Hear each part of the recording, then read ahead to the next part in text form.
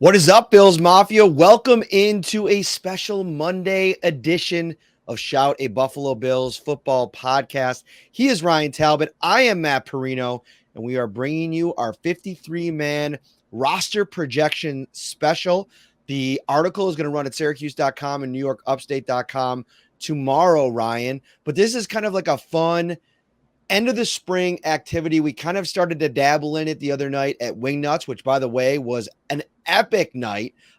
We got the Park City, Bills backer of Park City now represented on the backdrop. They gave us a hat.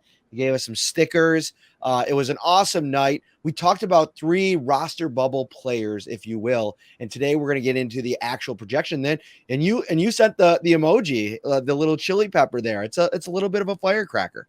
Yeah, I love it. I got a sneak peek of it here, like you said, coming out on the site on Tuesday. So love checking these out because when we compare them, a lot of the times when it's all said and done after training camp, they're pretty comparable. But you had some great ideas in yours that I can't wait to kind of break down and get into.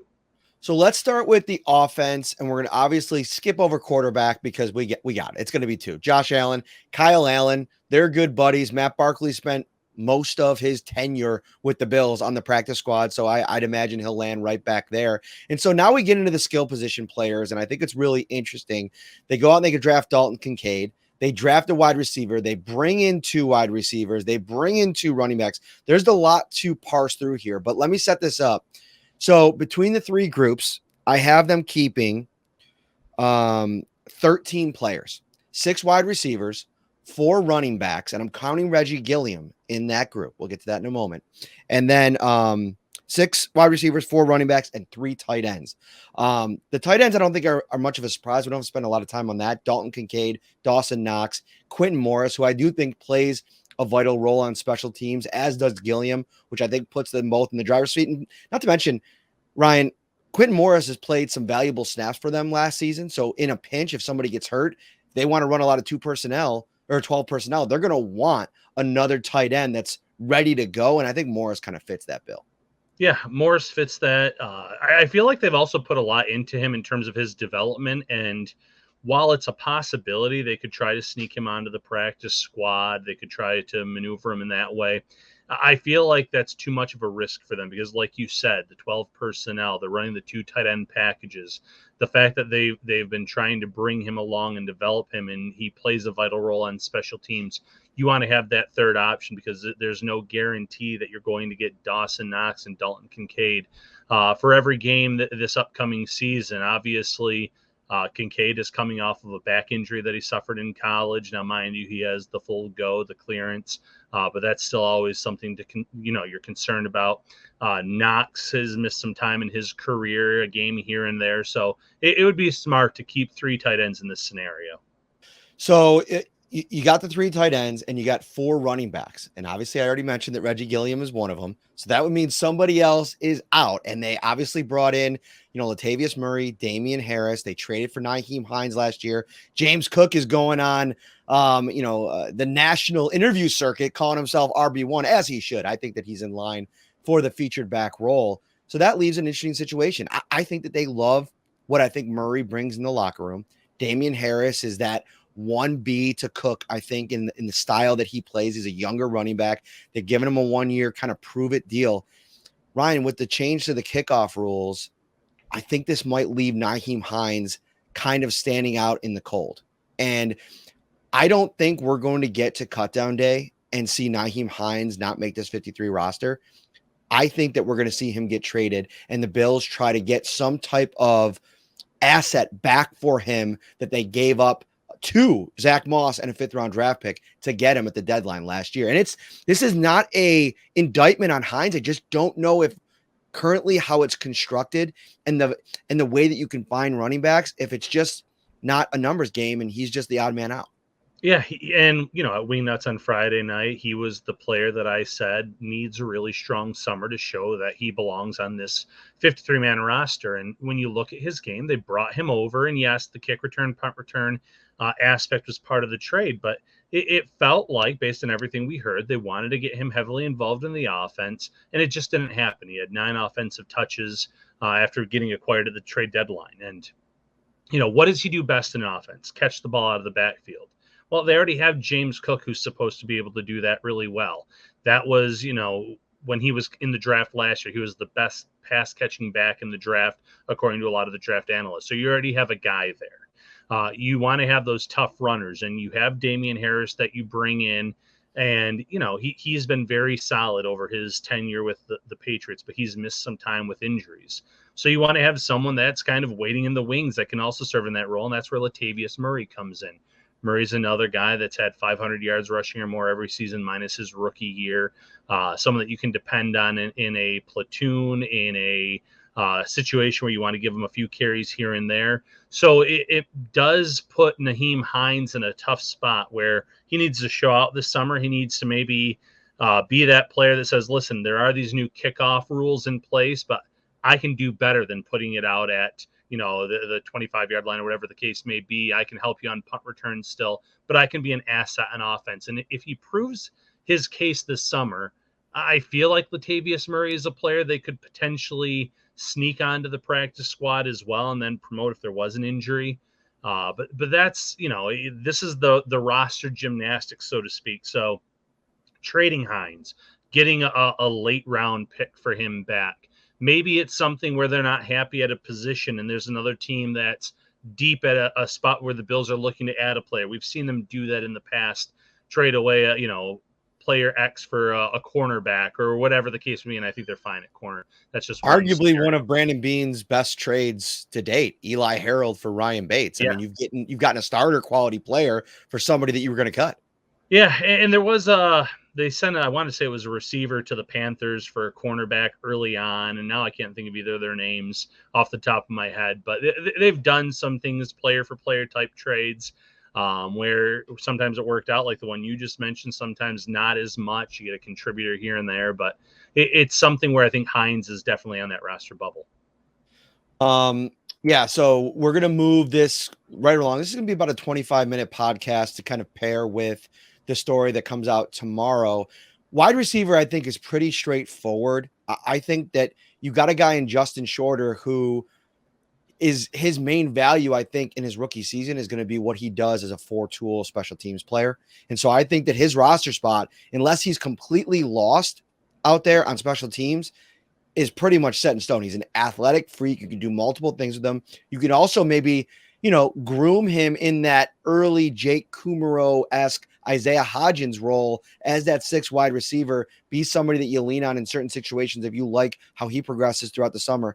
And then I think it's the big 5. It's Stephon Diggs, Gabe Davis, Khalil Shakir, Trent Sherfield, and Deontay Hardy. And funny enough, Ryan, we were out at the Wingnuts on Friday night, and one awesome Bills fan who had takes on takes was pounding the table that Khalil Shakir was going to be a roster bubble cut at the end of the summer. He was talking some smack with his buddies there.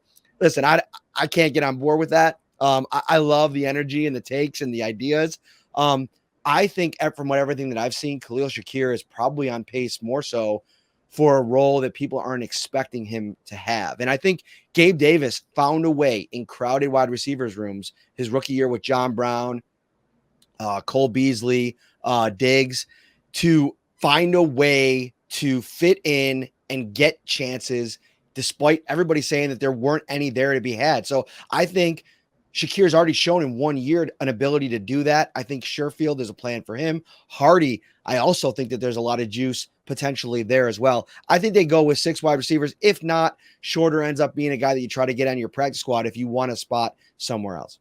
Yeah, and Shorter's someone that if he's on the 53, he might be inactive a lot of the times. He might be a core special teamer, might not get a lot of offensive reps, but I like that 6. And, in terms of Shakir, just on him real quick, he can play all 3 positions at wide receiver. So that makes him it makes him an asset to this team. And you saw his rep count go up over the course of the year, especially late in the season because of his blocking ability. That's something that I think is underrated in his game, something where they put some assets into the running game, into run blocking, so he could be out there in that regard. And again, people forget that in that Miami Dolphins playoff game, he would have had over 100 yards receiving had he not dropped that deep ball before halftime. He still had a really nice game. I want to say it was his best game up until before week 3. I thought he had a solid effort against Pittsburgh, if I'm remembering correctly. So he was coming on late in the year. That's what you wanted to see out of the rookie. So yeah, I don't see him being that cut candidate, despite, again, like you said, great conversation at Wingnuts on Friday night. Let's get into the lines. We'll start on the offensive line. We don't have a date, by the way, for the next Wingnut, so stay tuned for that. I think tentatively we're looking at July 23rd, if you want to write that in pencil somewhere, just in case you're starting to plan things. But we don't have an official date. As soon as we do, you'll see it on all our social media platforms. So stay tuned for that. And also, welcome to the party, Manscaped. So funny story about this. I think we talked about it on the podcast on Friday, so we don't have to get too far into the weeds here. Some just absolutely gut-busting laughter, spending about 34 minutes to record 4 90-second reads. Some of those outtakes we're going to have to put out at some point, Ryan. Yeah, it was a great time. Like you said, 4 90-second reads, you think we would be cut and clear and out, but it took a little bit longer for us as we could not stop laughing. But Bill's Mafia that's watching this, that's listening, go head over to manscaped.com, use the code SHOUT for 20% off their products. And listen, like they sent us both the package, the performance package 4.0. And this isn't like they're actually sponsoring the audio version of the podcast, but I feel compelled to say we both tried out the products and they were outstanding. I mean, I loved them. We don't have to get too far into the weeds, if you will, nice. But it was a great product. I'm one time through. I'm looking forward to getting the lawnmower back out. And, listen, there's nothing like a summer cut, right? Like you get a beer, put on the AirPods, you run out and you do, you cut the lawn and bask in the sunshine. So that's what you can do. That's right. And some free goodies as well if you get that performance package, boxers and a bag to hold all the goodies for your goodies. Yes, sir. All right, let's get into the lines here. We're going to start with the offensive line. And Ryan, I was really trying to figure out a way to execute some kind of trade with one of these guys. Like Ike Butker was a guy that came to mind, maybe even a David Edwards. But man, I really think you built this depth. And I think there's other positions that you can maybe accumulate some assets with some trades in the summer and August that I really like going into this season with options, with 10 offensive linemen. So I didn't make any trades. I have the Bills keeping 10 offensive linemen at the final 53. You got Deion Dawkins, Spencer Brown, Tommy Doyle, Brandon Shell, Ryan Bates. Then you have David Edwards, Connor McGovern, Osiris Torrance. Who else do I got here? Ike Butker. I can't keep it all. Ike Butker. I'm keeping him. And who was the 10th? That was the 10th. You rattled off 9. That a boy. That's what I like about you. You're always on your math game, Ryan Talbot. So yeah, I got him keeping 10. I like all of those options. It gives you plenty of ideas.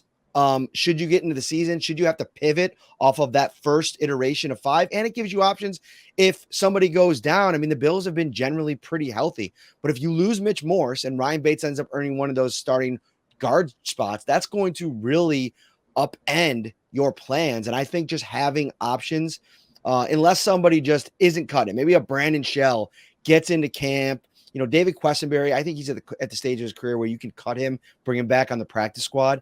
But Shell, I know there's a lot of people talking about him being a competition for Spencer Brown. I don't think it's super competitive there, Ryan. Like this is not like I know he started a lot of games in this league, but there's a reason why he keeps going from team to team after starting a bunch of games for teams because, he's on the lower end of things in the league at the position. So I just think for me, if I'm Brandon Beane, sure, it would be great to get a pick back, but I also like giving Aaron Cromer and Ken Dorsey options. Yeah, so the point in which they signed him well after the draft, late into free agency, the price point leads me to believe that, he's not a guaranteed spot on this roster, but he's definitely not competition for Spencer Brown. As long as Brown comes out and looks healthy, looks like I don't want to say looks like he has, because I feel like there's been a lot of misplays on his part. But I feel like the job is his for the taking, minus an absolute disastrous summer.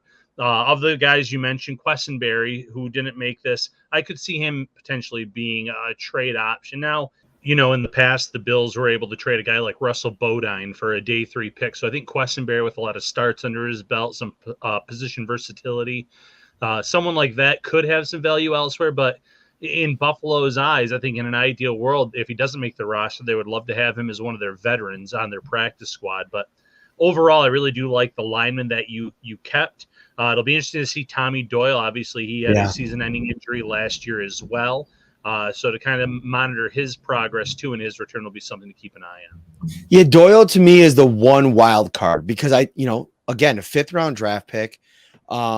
If we're looking for a trade candidate, maybe he ends up being that guy, right? Like if you really like what you have in Spencer Brown and you now have Shell, you have Quessenberry, maybe he's in the mix. Maybe you want to move a guy like Doyle who has all those high-end potential and there just hasn't been a lot of tape on him. If you can get a yield back a 6th round, 7th round draft pick, that might be a direction that Beane wants to go.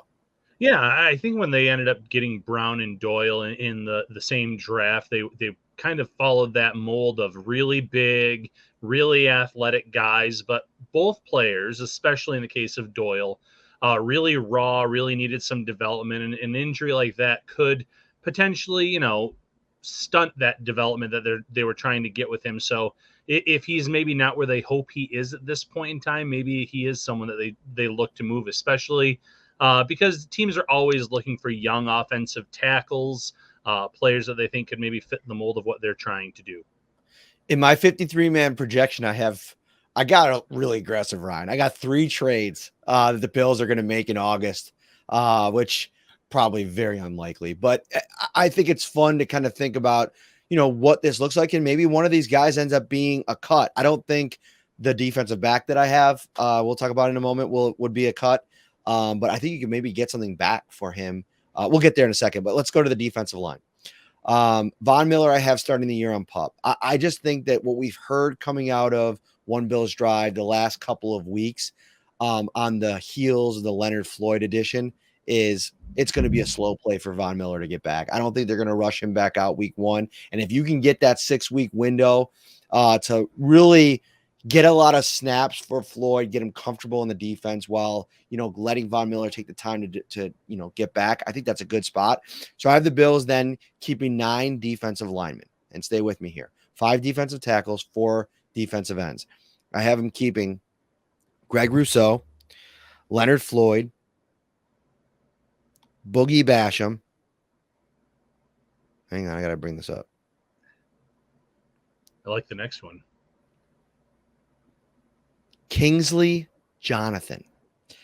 We'll go through the defensive tackles, but we'll get back to the edges. Ed Oliver, Daquan Jones, Jordan Phillips, Poona Ford, and Tim Settle are all kept. So if you're kind of looking at the depth chart there, you're probably sitting there like, where's AJ Epinesa? Listen, I don't think that we live in a world where AJ Epinesa gets cut. I just think a former 2nd round pick, it just doesn't have that kind of feeling. And who knows? He could have a great summer and completely make me look like an idiot here. But here's the thing. Kingsley Jonathan's cut at the end of the 53. When you're getting down to 53, somebody's going to pick him up. It's going to be the same Chicago Bears situation as last year. I think that they're high on him. And I think that with the addition of Floyd, you now have the ability to move on off of AJ Epinesa or Boogie Basham. And I know some people are probably sitting there like, I'd much rather keep Epinesa over Basham based on what we've seen the first 2 years from Boogie. But you have that extra year of control. Like he's not going to hit free agency for another 2 years. And I just think that we haven't seen a large enough sample size yet to really judge that unless you're really comfortable with him not being at a certain level. And then I think Shaq Lawson is a guy that nobody was banging down his door to get him back. I think you could sneak him on the practice squad. This is so interesting because Kingsley Jonathan is like that wild card in the defensive end room. Very small sample size, not a ton of tape from him in terms of his time in Buffalo, but he had a really good game against the Bears last year. I thought he popped at times. So what does he look like now? Another year into the system, a whole offseason to kind of get up to speed? Can he force his way onto the roster? And if he does, and it comes down to a Boogie Basham, AJ Epineza, who do we keep? Who do we try to trade away? You mentioned the extra year on the contract, the rookie contract for Basham. That's one thing. Two, I just think there's more value at this point for an AJ Epineza coming off of a 6.5 sack season. Mm-hmm. There are teams always looking for players that can be part of their rotation, that can get after the quarterback. Epineza is kind of at that point where I think you count on him for at least a handful of sacks, depending on the scheme, depending on what you're trying to get him to do. Shaq Lawson, I like him at times last year. Post Von Miller's injury, he was one of their best defensive ends in some games, if not the best in a few games. But you mentioned it. There wasn't a market for him this year after he came back and played with the Bills last year. It's at that point where could we get him onto the practice squad? It's certainly possible. I don't know if you want to jump into the defensive tackles here. I'll let you list them in a minute. But for the DNs, I'm intrigued by the Leonard Floyd signing. I like the fact that they brought in a player that had 9 sacks last season, still is playing at a very high level because of what it means when Von Miller ultimately returns. And you have two guys that have, played together, two guys that know one another. You have a young player in Greg Rousseau who is showing great strides or showed great strides from year 1 to year 2. So then you have a really good 1 through 3 at minimum. So I do like that. I like keeping some younger players like a Kingsley Jonathan if he has a strong summer in the mix as well. Yeah, so for the defensive tackles, it's interesting because you could probably go maybe 4 defensive tackles and then keep a Shaq or keep an AJ Epinesa, depending on how that all shakes out. But I have 3 guys that are like in pen locks, Ed Oliver, Daquan Jones, Poona Ford. Then it gets a little interesting because I think I'd probably put Jordan Phillips in that lock category, but he struggles to stay healthy. I mean, he's working back from another injury. He's not been able to do really anything this spring. And to his credit, he's been out there participating, doing the work off to the side, being a part of defensive meeting rooms. But I think that's a little bit of a wild card too. If you don't feel confident that he can be available, maybe you look to maybe move him or move off of him and maybe reinvest in Tim Settle in terms of opportunity, because he didn't get a chance to play a ton of snaps last year. At times, it kind of ebbed and flowed.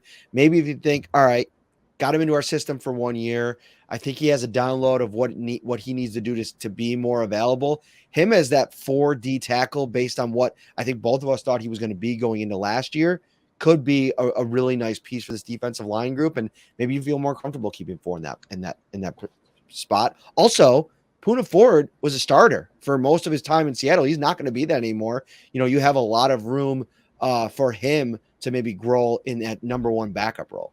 Yeah, the defensive tackle room, the defensive end room, both are really deep. And you're right, you could have flipped it and do 5 DNs, 4 defensive tackles, or some other variation. But I'm really interested to watch that bottom of the roster there, especially between Phillips and Settle. And Settle was someone I had sky high expectations for last year as part of that rotation, and it just never came to be. I watched a lot of Washington Commanders, and he was always popping in those games, and he was on a D-line with nothing but first-round picks when he was, rotated in. So it didn't happen year 1 in Buffalo. Again, year 2, another year of familiarity in the system.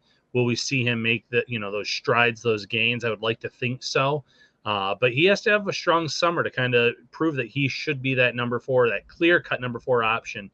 Phillips, you mentioned the health is an issue when he, healthy very early on in the year. And we're talking, obviously, the Rams game and part of that Titans game. He was a difference maker in those matchups. But then he started dealing with injuries and shoulder injuries and things like that, where if you're not able to use your hands and attack, which is something a defensive tackle has to do on a regular basis, you're going to be very limited when you're out there. You're going to disappear at times, which he did when he was back out there after coming back from these injuries. So it'll be interesting to watch that potential battle. I love the top 3, though. Daquan Jones came in last year, really established himself as a force on that D-line, really helped clean up a lot of the run stop issues that this unit had in years past, where every year it felt like they were finishing top 5 defense, but running the run defense at times, they could give up a lot of yardage, and have that happen quite a bit. It didn't happen last year, and Jones is the big factor there. Oliver getting the extension shows how much or how highly this team thinks of him. And Poona Ford, like you said, was a starter for the majority of his career there in Seattle, and will be a fun addition to this D-line room. All right, we got two big position groups left. Obviously, don't have to talk anything about the special teams. It's a lock. 3 in, Tyler Bass, Reed Ferguson, Sam Martin, over and done with. I have 16 more players between the defensive backs room and the linebackers making this roster. We'll start at linebackers before we close up with one of the more intriguing position battles and ways that I went in this 53-man roster projection. So we'll talk about that in a moment. Linebacker, I think it's pretty clear cut with the top 5: Matt Milano, Terrell Bernard, Tyrell Dotson, Dorian Williams, and Balin Spector. And listen, I think Balin Spector is in a point where I kind of put him in that, I expect him to be a 4-tool special teams player, a depth linebacker. They love him. They love his offseason, the work that he's put in. So I'm kind of putting him in that group of 5 locks. And then it's like going to be interesting. Like Tyler Matakevich is still on this roster, and we know why. It's for special teams, and he can play linebacker in a pinch. So you probably think you'd kind of inch him over into that lock area. But if you have some other guys that are like, if Dotson doesn't win the middle linebacker spot, or if Balin Spector becomes that linebacker standout on special teams, Matakevich all of a sudden becomes a little bit more expendable. And now you're maybe thinking about, do I keep AJ Klein as like a backup? Because listen, if you're not sold on Williams, Bernard, or Dotson, you could plug and play AJ Klein and be fine with that. Because you've seen it over the last couple of years. Now he's a little bit older. We'll see how that goes. But for me, I have those 6 making it. AJ Klein is the odd man out. I have Matakevich making it, and then the Bills trying to get him back on practice squad, which I don't think would be very hard. Yeah, I agree. Milano, Dorian Williams, Terrell Bernard, those guys and Dotson are all locks to make this roster. I'm not as sold on Balin Spector based on where he was drafted. But when you look at his athletic scores, when you look at what he could potentially be, it wouldn't shock me if the Bills were high on him. And if he has a solid camp, he claims one of those spots.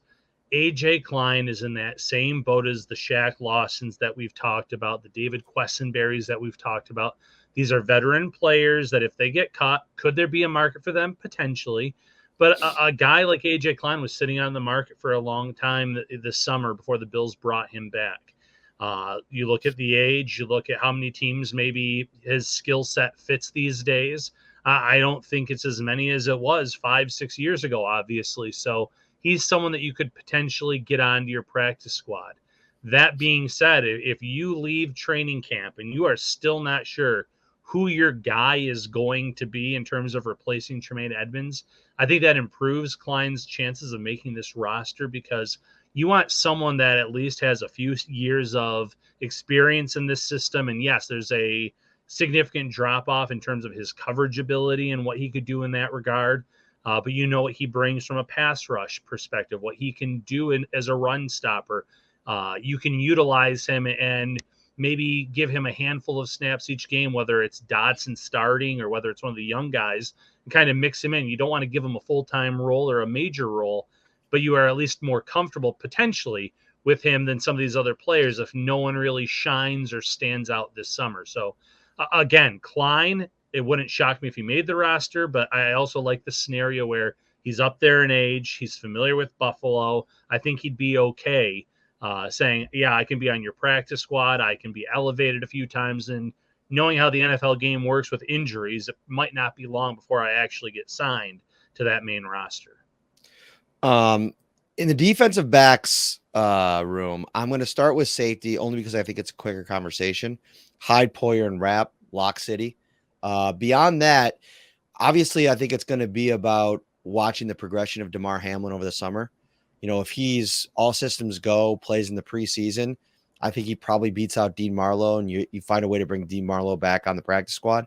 But if not, maybe you start Damar Hamlin on the PUP list, go with Marlowe as your 4 safety. All the different things that he can do. And again, similar to Von Miller, just slow play things for Damar Hamlin. Maybe it ends up being entire 2023 as like just getting on the practice field, going through those reps in those types of scenarios before you really, ratchet things up, again.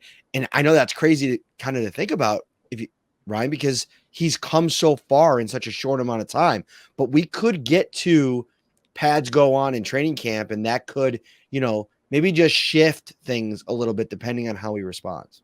This Yeah, is very there's so much star power on this team, but if there's one player to watch this summer, I think it is Damar Hamlin, because there's those mental hurdles and there's those physical hurdles that you have to go through. And yeah, I'm sure that he feels like he's probably cleared certain hurdles being out there practicing, but it's the tackling. Brandon Beane has mentioned this.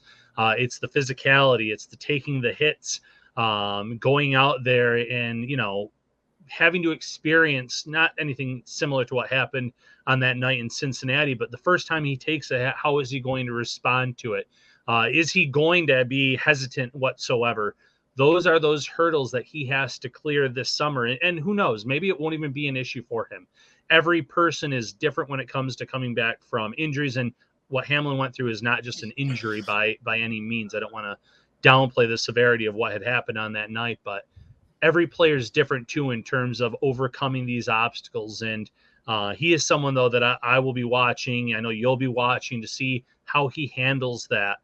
The good news for him and the good news for this Bills team is you have a strong 1 through 3 in front of him with Poyer, with Hyde, and then obviously with Rapp. And, Poyer was injured throughout the season. They lost Hyde in week 2 of last year for the year. That was significantly different than what we've seen from that safety duo throughout their tenure with this team. But if they're back and they play the majority of the season, you have Rapp as your number 3. That's one of the strongest safety rooms, if not the strongest safety room in the NFL. All right, let's finish with cornerback. I got the Bills keeping 6, and that means there's going to be plenty of really tough decisions. I think that there's 3, lock them in. There's no way these 3 don't make this roster, and that's Tre'Davious White, Kyer Elam, or Christian Benford. And I know that there's been a lot of talk about, all right, if Kyer Elam doesn't feel like he's taking a step, maybe entertain a trade for him. But I just still think that there's too much upside on a rookie contract for that kind of talent. And actually, I didn't get the chance to catch the whole thing, but he was on Cover One the other night on their film room. They do a nice job with those. And I was listening to him talk a little bit, and you could tell how much he's taken what happened last season, compartmentalized it, and applied it to this season. He knows what he has to do, where he needs to improve. And I think a lot of that's going to come from time on task. So I'm not ready to move off of that yet. I know that there's some, uneasiness about where he sits with the organization right now because of some of the stuff that's come out.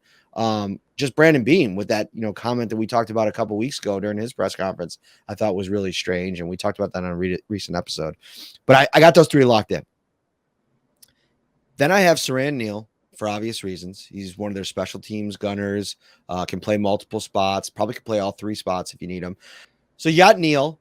Obviously, Taron Johnson is a lock. You kind of almost forget about him at times because he plays cornerback in the slot, but he's kind of like a hybrid linebacker. I probably should have put him in that group. Half the time he's over there practicing with Matt Milano during individual work. But then it gets really, really interesting. I really wanted to keep Alex Austin on this roster, Ryan. I really did. And I obviously didn't mention Dane Jackson either. There's one spot left now, right? And I mentioned Austin. I mentioned Dane Jackson. But here's what I want to do on the 53-man roster. I'm going to trade Dane Jackson. I'm going to have him be a late August trade because of how much they like Benford and they have Kyer Elam, and because how much they like this next guy who I'm having make the roster over Alex Austin, over Cam Lewis. I think Jamarcus Ingram is the big splashy surprise roster. The number 53 spot goes to Jamarcus Ingram. What do you think about this? That was where maybe that spicy emoji came in when we were talking earlier. It's Dane Jackson's that player where I have him on my 53. I think a lot of Bills fans would have them on their 53. But I also like the idea of ripping the Band-Aid off, so to speak. And he is that Band-Aid for that cornerback room in terms of he's not going to get beat for the deep play. He's going to keep the plays in front of him. He's a solid tackler, but there's a limited ceiling for him. And by keeping him on this roster, you're preventing yourself from giving Kaiir Elam, who has a much higher ceiling in terms of his athletic profile, even Christian Benford. You're limiting their reps, and you're anticipating Tre'Davious White, a year and a half removed from this injury at this point, coming back looking like his old self in terms of the cutting ability, the coverage ability. And you want to make sure these young guys get their reps, because before long, what you hope Elam can be based on being a first round pick. You've seen flashes of what Benford can be. And the only way to keep their development going is to give them significant reps. And Dane Jackson is kind of that roadblock in their way. So I like it from that perspective. Obviously, you mentioned, Taron Johnson, one of the best slot cornerbacks in this league. And then when it comes to those final spots, Saran Neal, special teams guru, someone that they really do like on this team. But Ingram's a great name to watch in terms of his ceiling, his development. Cam Lewis was someone that was very similar to Ingram in terms that I think the Bills like his upside. They like what he could do. But at this point, they might lean toward Ingram over a guy like Cam Lewis. They might go with the draft pick too, like Alex Austin, who played in a defense that had played a lot of different types of looks, but including a zone scheme. So if he comes in and picks up this defense a la Christian Benford 1 year ago, he could definitely make some noise for that last spot as well. So while I think Dane Jackson right now makes this team, I love the move because of what it means for helping Elam and Benford with their development. Yeah, and the Cam Lewis one's tough, but I think that perception is so important when you're kind of playing the numbers game at the end. And I think, like, what's the first thing you think of Cam Lewis if you're another team, another, decision maker, evaluator? The Justin Jefferson play, right? Like when he, made a very, very critical mistake in a big spot. I think the Bills know that's not the player that Cam Lewis is. And I think the upside is still very high. This is obviously a pro Cam Lewis podcast. It has been for many years here. But I just think that if you're starting to kind of weed through things and what certain guys do, I mean, they don't play him much on the outside anymore as much as they did early in his career, even though I know he could probably do that. Play some safety, play some, nickel corner. And so now with a guy like Austin there, some other, Christian Benford, who has some versatility as well, I just think it makes him a little bit more expendable. And I think Ingram has some real potential as an outside corner. And if you start looking down the road a little bit, Tre'Davious White, you mentioned it, like you're banking on him being healthy, but past this year, depending on how things materialize, he's making a lot of money. And you got to start looking for ways to eliminate some of those costs. And I'm not saying moving on from Tre'Davious White, but I'm saying you want to kind of buffer your roster with, or just kind of like cushion it with options when you're dealing with certain guys at different positions. I think you could say the same thing about Deion Dawkins. And I'm not saying plan to move on from the player. I'm saying plan to have players worth considering if you're forced to. Yeah, you want to have that next man up if forced to. And right now, I don't think they have that in terms of the Deion Dawkins case. I think they're in a better spot in the Trey White case with your Elams, with your Benfords of the world.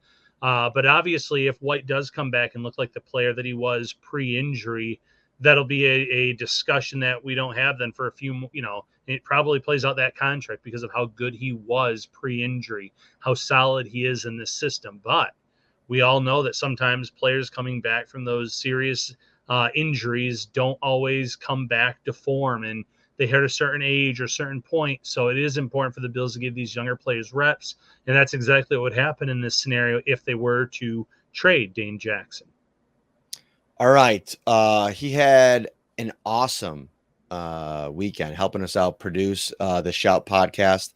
So I thought no better time than right now to have Peter DiBiase make his Shout debut, the official summer producer of Shout, a Buffalo Bills football podcast, contributor at Syracuse.com and NewYorkUpstate.com. What's up, Peter? How are you, buddy?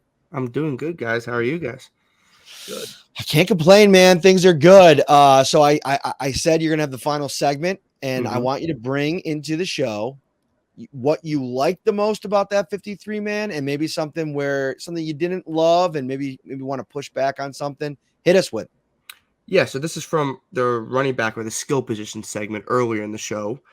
Matt, you brought this up, I believe, Naim Heinz trade, something that I actually like because it's something that I didn't think of like going into the offseason as a possibility. But when you mentioned it, I wrote it down right away and I started like pondering in my head. And I was like, that's not a bad option because you have obviously James Cook, you have Damian Harris going to be that RB1, RB2. And the Latavius Murray signing is kind of interesting because he's produced not on a crazy high level at every stop, but he's produced at a pretty good level at every stop he's made in his NFL career. And the Bills clearly didn't use Naim Heinz last year. He had 9 total offensive snaps. And with the special teams new rule where you get the ball at the 25-yard line on a fair catch, but not in the end zone, then it kind of gets his role kind of decreased. So if you kind of can trade him for what you traded him for, it's not a bad option, right? Like, I don't think anybody's really talking about that. I don't know if the Bills do that, but it's something that if I saw on my Twitter timeline, I would kind of be satisfied with because I think it's someone that probably might not be used as much as we would like, unless the Bills really feel satisfied with their plan, what Ken Dorsey has in this training camp. But if they don't, and they're like, he's not going to get that many snaps a game, and we like Latavius Murray, James Cook, and Damian Harris are not going to come off the field, then why not trade him? It's hard to keep a running back 3 that's going to be, we really need to use him in the passing game. It's like, you don't see that much, especially for the Bills. Ryan, in a scenario where Hines is off the roster, and those are the 3 backs that the Bills go into the season with, how comfortable do you feel if, say, a James Cook were to go down for an extended period of time with just Harris and Murray on the roster? I think the pass catchability greatly drops in that case. But in terms of running the ball, I don't think there's much of a confidence drop, I guess is the best way to play it, because there is a talent drop. James Cook would have led the league last year in yards per carry had he qualified. So he is a very talented runner as well. But Murray, like we said, 500 yards rushing every season minus his rookie year. He had one really good year, I believe, with Baltimore, where he eclipsed that 1,000-yard mark. And then Damian Harris, too. Health perspective, yes, something to kind of monitor, but also really solid running back. So I wouldn't have any concerns or worries there. So I guess it wouldn't be the worst thing in that scenario. And, Hines, if the Bills were actually utilizing him more last year and we saw some glimpses of what he could bring to the offense, I think it would be a bigger loss than what we're letting on. All right, Peter, hit me with what you didn't like. Give me your pushback. The one thing I didn't like, and it's the defensive back room, more importantly, the cornerback room, just mentioned it, the Dane Jackson trade. I don't think it's a bad idea to trade Dane Jackson. I just don't like him not being on the roster. It kind of scares me just a bit, right? So you have Trey White locked in as the cornerback 1, but he's still coming off an ACL injury, and he wasn't clearly 100% last year. Then you have, obviously, they battle for CB2 with Kaiir Elam and Christian Benford. But God forbid, and I'm knocking on wood right here, one of those 2 go down, either Kaiir Elam or Christian Benford for a couple of games, or one of them clearly struggles throughout the regular season. I would be very concerned if I was just left with Trey White, let's say Kaiir Elam, and then like a Jamarcus Ingram or like a Siren Neal after that Kaiir Elam. Like, I think you need that veteran presence in Dane Jackson. And we've shown the Bills like to use Dane Jackson, and a lot of Bills fans don't like that. There was times where he was actually probably better than the stats let on, but there's also times that he made some costly mistakes. But I think not having him on the roster puts a lot of pressure on the depth with Kaiir Elam and Benford. But Elam is a first-round pick, so you expect him to be that cornerback too, but we haven't seen it so far, even though I think down the stretch for Elam, he was very good. I'm just afraid of not having Dane Jackson on that roster. What happens if those 2 struggle, someone gets injured, and then you're kind of scrambling for a third corner if either Elam or Benford go down. And especially if Trey White doesn't come back fully healthy and something happens there. I just think you need Dane Jackson depth-wise. The trade's not a bad idea, but I think Dane Jackson probably should be on this roster. I think you bring up a good point, and I think had this been the exercise 3-4 weeks ago, I probably don't get this aggressive with it because I do agree with you. I think Dane Jackson gives you a baseline level of security, whether it be going into the season or should an injury pop up. But I think they upgraded that security in adding Cam Dantzler, who I think has been better in the NFL than Dane Jackson already, is a higher profile player from where he was drafted, and a guy that if I remember correctly, Ryan, was somebody that the Bills were pretty keen on back during the draft cycle a couple of drafts ago before he ended up getting selected by Minnesota. Now, he popped up here when they signed him. He on a 1-year deal. He I think he practiced one day and then he kind of disappeared. So I don't know what's going on with him, if he just wasn't practicing or what that situation is or where that even lies. But the dancer thing has to be like we get to training camp and he's competing and he's in the mix for me to really be full go all the way with this idea. But I think Ingram is the kind of guy that he's Dane Jackson 3 years ago, isn't he? Like, I know that Dane Jackson was a 7th round draft pick, but Jamarcus Ingram was a priority UDFA who has size. And I think a little bit, if you go back and watch Ingram from last year, I think you'd come away saying, wow, I think his reaction time and his recoverability stands out a little bit more than Dane Jackson on a regular basis. Now, I love Dane Jackson's I'm going to roll my sleeves up and compete. And I think it's unfair to take the reps where Dane Jackson was out there in for Trey White into effect as CB1 when evaluating him, because now you figure he's going to be out there with Trey White, which changes the dynamic of his job and his responsibility. But this just comes down to the depth being there and prioritizing the path for Elam. I don't think this is something the Bills are going to do, Ryan. This is also an exercise. It's important to note this is an exercise of like what could happen and a fun idea that I think could be executed. Again, don't think it's necessarily realistic. Well, and that's fair. And again, Dancer was an all rookie team, PFWA player. He got into the doghouse there a little bit in Minnesota with Mike Zimmer and potentially even last year with the new regime. But the talent is there. You have Ingram and Cam Lewis who are familiar with the system, and I'm sure the Bills also look at their upside and their talent and say, could they realistically be in play for one of those final cornerback spots? Yes. But if one or two of those guys step up in training camp, it at least makes your idea of trading Dane Jackson more realistic. So it's something to certainly monitor. All right, Peter, got to plug in my laptop here so we don't die. But final thought, this is your big debut. Hit people with it. Like, where do you come from? What are you doing this summer? Tell us a little bit about yourself. Yeah, I'm from Westchester, New York, about 45 minutes an hour from New York City. I'm going to be a senior, one semester left at Providence College, communication media major. I got my own podcast called the Talking Sports Podcast. If you guys want to check that out, that's all sports. So it's not just Bills, it's football, basketball, all that fun stuff. But yeah, and I'm interning for you guys. And I had a fun time at Wingnuts on Friday. The wings were good. The beers were good. And yeah, it was a fun show. I got to meet Nate Geary, which was awesome, as well as you guys for the first time. So I enjoyed it a lot. Yeah, man, we enjoyed having you out. You did a great job producing. There's a lot of, as Anthony and AJ know before you, there is a lot of moving parts to these live shows when you're producing them. Like, especially now with the setup that we have, like making sure the audio is working in-house and then the audio is working for everybody watching at home. You did a great job. Ryan, hit us with your final thought. Yeah, final thought, Bills Mafia training camp, about a month away, less than a month away. A lot of people upset today not being able to get those tickets, but hopefully the crowd will be packed. I'm sure it will be every day at St. John Fisher College. Always a good time there. All right. He's Peter. He's Ryan. I'm Matt.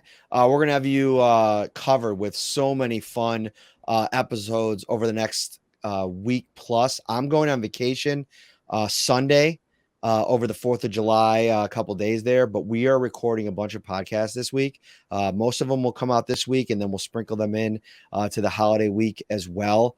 We got you covered. We're not going to leave you hanging here on Shout. We appreciate your support. We'll have the live show on Wednesday night. Don't miss that. I think we might even get Dan Fates on there to recall the media golf tournament that we, won. I don't want to brag, but you know what I'm saying. All right. We're out of here. Take care, everybody.